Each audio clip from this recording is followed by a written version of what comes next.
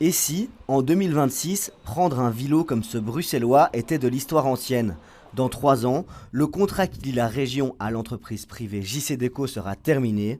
Selon la ministre de la Mobilité et son parti, le vélo actuel n'est plus adapté aux utilisateurs. Par exemple, pour le vélo électrique, il faut avoir sa propre batterie, la charger à la maison, la porter sur soi. Et on voit qu'il y a d'autres fournisseurs qui sont capables de fournir des vélos électriques en libre service sans aucune contrainte pareille. Une étude a donc été lancée en janvier pour préparer cette transition.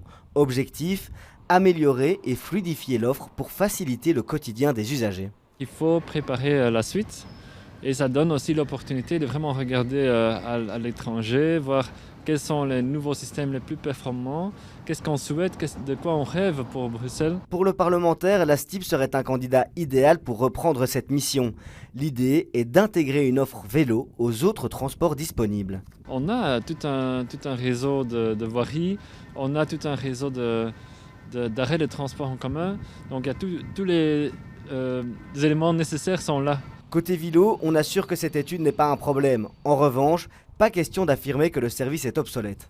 Il doit évoluer, qu'il va évoluer. Il faut penser qu'il a été lancé, les premiers systèmes ont été lancés quand l'iPhone n'existait pas. Donc on s'est adapté, on a suivi, on a électrifié une partie, on est passé sur l'iPhone pour pouvoir réserver un vélo. Pour voir l'avenir sereinement, Vilo a conscience de devoir évoluer avec son temps. Il va falloir qu'il devienne 100% électrique. Je crois qu'aujourd'hui, c'est plus une question. Cette étude devra aussi régler la question d'une exploitation sur base de stations fixes ou en flotte libre. Les différentes réponses devraient tomber d'ici 1 an.